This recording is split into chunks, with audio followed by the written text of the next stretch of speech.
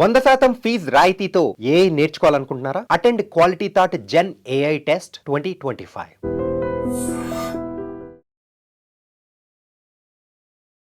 Hi hello namaste, welcome back to iDream media. ఈరోజు మనతో ఉన్నారు founder and CEO of realtor oxygen, అలాగే business analyst అయిన డాక్టర్ నంది రామేశ్వరరావు గారు. ముఖ్యంగా గోల్డ్కి సంబంధించి లేటెస్ట్ అప్డేట్స్ ఏమున్నాయో ఈరోజు ఎపిసోడ్లో మనం క్లియర్గా తెలుసుకుందాము. ఈ ఎపిసోడ్ అనేది చివరి వరకు చూడండి. అండ్ గోల్డ్ అనేది ఏ టైంలో కొనొచ్చు, ఏ విధంగా చేయాలి అనేది కూడా పూర్తి వివరాలు ఈరోజు ఎపిసోడ్లో మీకు అందజేస్తాం. నమస్కారం సార్. సార్, ఒకసారి గోల్డ్ రేట్స్ చూసుకున్నట్లయితే ఒక గ్రాము 22 క్యారెట్స్లో 7,730 రూపీస్గా ఉంది. 24 క్యారెట్స్లో 8,433 రూపీస్గా ఉంది రైట్ నో గోల్డ్. అయితే చాలామంది గోల్డ్ ధరలు ఇంకా పెరగబోతున్నాయని చెప్తూ ఉన్నారు. సో దీనిపై మీ స్పందన? గోల్డ్ అనేది చాలా వన్ ఆఫ్ ది పెట్టుబడుల ఇన్వెస్ట్మెంట్ రూపంలో కానీ ఆర్నమెంట్ రూపంలో కానీ చాలా ఎసెన్షియల్ ఐటమ్. లేడీస్ గోల్డ్ లేనిదే బయటికి వెళ్ళరు. పసుపు పసిడి పచ్చదనం. సో చాలామంది తెలిసే ఉంటుంది, ప్రపంచంలోనే one of the highest consumption India gold. మనకున్నంత కన్జంప్షన్ చాలా కంట్రీలకు ఉంటాం, మనం టాప్లో ఉంటాం. ఎందుకంటే గోల్డ్ అనేది నిత్యావసరాల్లో ఒకటి అయిపోయింది. ఫంక్షన్ అయినా బర్త్డే అయినా బయటికి వెళ్తే, ఆడవాళ్ళు బయటికి వెళ్తే 2-3 విషయాలు, బట్టలు, ఫ్లవర్సు, గోల్డ్, ఇది కంపల్సరీ ఫోకస్. ఇవి లేకపోతే కలవం బయటికి. దానివల్ల గోల్డ్ రేట్ పెరుగుతూ వచ్చింది. మనం లాస్ట్ టైం కూడా ఒకసారి మాట్లాడాం. 1930s ఎప్పుడో అక్కడ 30 రూపీస్ పర్ 10 గ్రామ్స్ ఉండే తులంకి.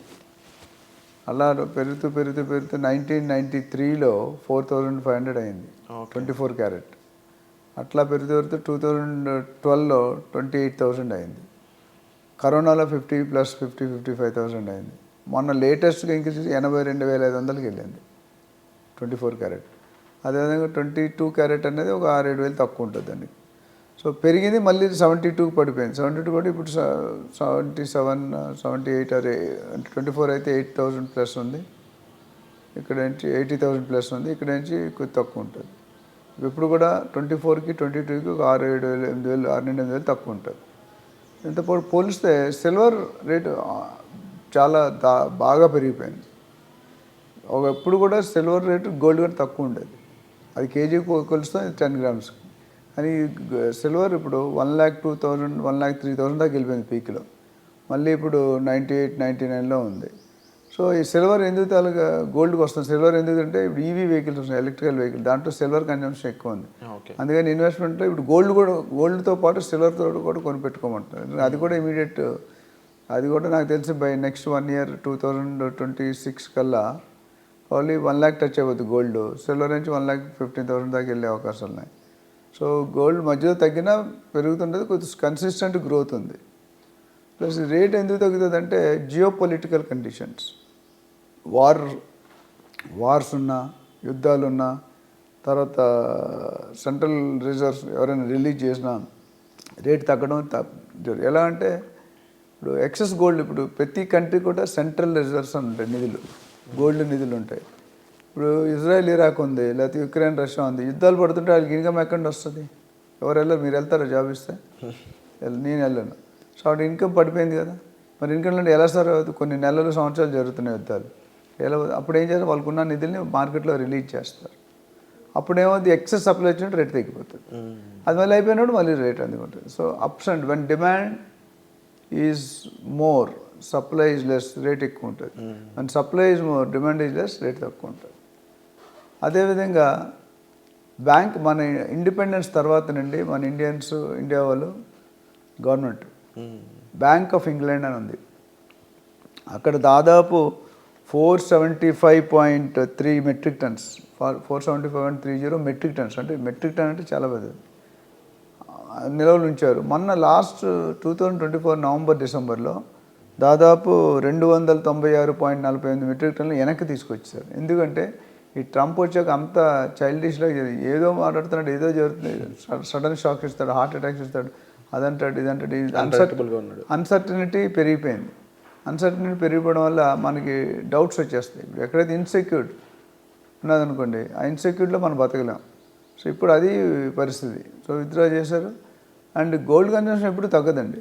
నేను జనరల్గా ఫైనాన్షియల్ ప్లానింగ్గా చెప్తాను ఏంటంటే, బేసిక్గా ఏమంటారు ఇంట్లో ఒక పావు కేజీ అర కేజీ గోల్డ్ కానీ సిల్వర్ కానీ పెట్టుకోవడం మంచిది. ఇమీడియట్ లిక్విడిటీ వస్తుంది. ఎందుకంటే స్టాక్ మార్కెట్లో రాదు, రియల్ ఎస్టేట్లో వస్తే కొద్ది టైం పట్టవచ్చు, బట్ గోల్డ్లో ఇమీడియట్గా వస్తుంది.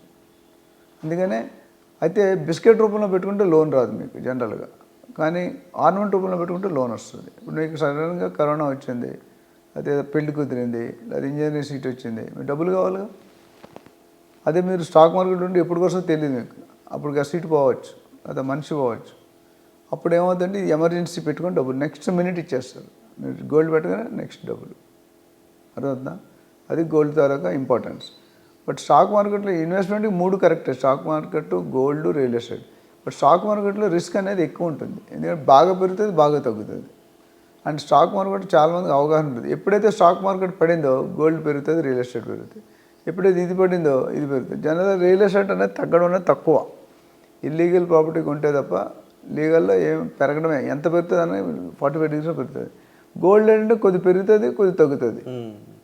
బట్ స్టాక్లో చాలా హై పైకి వెళ్తే అలాగే కింద పడిపోతుంది. సో చాలామంది అవగాహన లేకపోతే స్టాక్ మార్కెట్లో తక్కువ ఇన్వెస్ట్ చేయడం, లేకపోతే ఇన్వెస్ట్ చేయకపోవడం చాలా మంచిది. ఓవరాల్గా గోల్డ్ ఏంటంటే కొన్ని థౌజండ్స్ ఆఫ్ టన్స్ బయట, నాకు తెలిసి 22,000 టన్స్ అన్న మనమే వాడతాం. ఓకే, ఇండియా గోల్డ్ ఆర్నమెంట్స్ అన్ని రూపంలో గోల్డ్ బేస్గా. ఇంకోటి ఏంటి, ట్రంప్ ఇప్పుడు ఏం చేస్తున్నాడంటే డ్యూటీ పెట్టేస్తున్నాడు ఇంపోర్ట్స్కి, కస్టమ్స్ డ్యూటీ పెట్టేస్తున్నాడు. ఆల్మోస్ట్ చైనాకి అయితే 60%, మనకి 25% అని. అంటే ఆయన ఏమంటాడంటే మనం బయటికి ఎందుకు, మన దగ్గర మన స్కిల్స్ నిధులు డెవలప్ చేసుకోవచ్చు, పెట్రోల్ పంపులు డెవలప్ చేసుకోవచ్చు, బర్త్ టూరిజం అని అదే లాస్ట్ టైం మాట్లాడాం మనం. ఈ ట్రంప్ డెసిషన్లు ఎలా ఉంటాయని నెక్స్ట్ 4 years అని అంటే 82, ఇప్పుడు 78, 79 ఉన్నాడు, 82, 83కి రిటైర్ అయిపోతాడు. తర్వాత ఇంకా ప్రెసిడెంట్ కాలేడు. This is the last option. Okay, అందుకని ఏం చేస్తున్నారంటే ఈయన ప్రెసిడెంట్, ఈయనంటూ చిరస్థాయి కాలంగా నిల్చోవాలి అనే ఉద్దేశంతో అడావిడి డెసిషన్. జో బైడెన్ సంవత్సరంలో తీసుకున్న డెసిషన్ నేను ఒక్కరోజు 200 ఎగ్జిక్యూటివ్ ఆర్డర్ సైన్ చేశాడు. సైన్ చేసినంత వ్యాలిడ్ అవ్వలేదు, అక్కడ సెనేట్, క్యాబినెట్ అన్నీ యాక్సెప్ట్ చేయాలి. ఇచ్చేసాడు ఏదో ఆవేశం, ఎందుకంటే 100 సంవత్సరాలు ఉంటున్న రూల్ ఈయన వచ్చి 100, 150 ఎలా మారుస్తాడు? పబ్లిక్ యాక్సెప్ట్ చేయరు కదా. సో ఇల్లీగల్ ఇమిగ్రెంట్స్కి చాలా tough situation. So we have to wait and see ఎంతవరకు అవుతుంది. Gold is always better, but అవసరం ఉన్నంత వరకే కొనుక్కోవాలి. మీకు ఎంత ఇప్పుడు బిస్కెట్ కొనుక్కుంటే వాల్యూ ఉంటుంది కానీ లోన్ రాదు, అలా ఉంటుంటుంది. ఆర్నమెంట్స్ అనుకోండి, మీరు వాడుకోవచ్చు, అవసరం తాకట్టు పెట్టవచ్చు. పెట్టుకోకుండా ఉండాలని కోరుకున్నా, పెట్టుకోవాలనుకుంటే పెట్టుకోవచ్చు. సో ఓవరాల్ గోల్డ్ మార్కెట్ నేను చెప్పినట్టు కొద్ది పెరిగే సూచనలే కనిపిస్తున్నాయి. Wonderful sir. అండ్ ముఖ్యంగా చాలా వరకు ఓవరాల్ అన్ని సిచ్యువేషన్స్ని మీరు అనలైజ్ చేసి మాకు ప్రాపర్ ఇన్ఫర్మేషన్ ఇచ్చినందుకు thank you so much sir. And audience ముఖ్యంగా ఎవరైతే సరే ఇన్వెస్ట్మెంట్స్ పరంగా గోల్డ్లోకి వెళ్దామా లేదా ల్యాండ్లో ఇన్వెస్ట్ చేద్దామా, ఒకవేళ ల్యాండ్లో ఇన్వెస్ట్ చేయాలి అది ఏ రకంగా తెలియడం లేదు, కొత్తగా ఉన్నాము అనుకున్నట్లయితే 30 years ఎక్స్పీరియన్స్ ఉన్న డాక్టర్ నంది రామేశ్వరరావు గారి ఎక్సలెన్సీ మీకు యూజ్ అవుతుందండి. తప్పకుండా సార్కి డిస్ప్లే అవుతున్న నెంబర్స్ కాల్ చేసి మీరు మాట్లాడినట్లయితే సరైన సూచనలు, సలహాలు మీకు ఇవ్వడం జరుగుతుంది. అలాగే నంది రామేశ్వరరావు గారితో మీరు ఎటువంటి ఎపిసోడ్స్ ఎక్స్పెక్ట్ చేస్తున్నారో కామెంట్ సెక్షన్లో మెన్షన్ చేసినట్లయితే ఆ ఎపిసోడ్స్ని మీ ముందుకు తీసుకొచ్చే ప్రయత్నం చేస్తాం.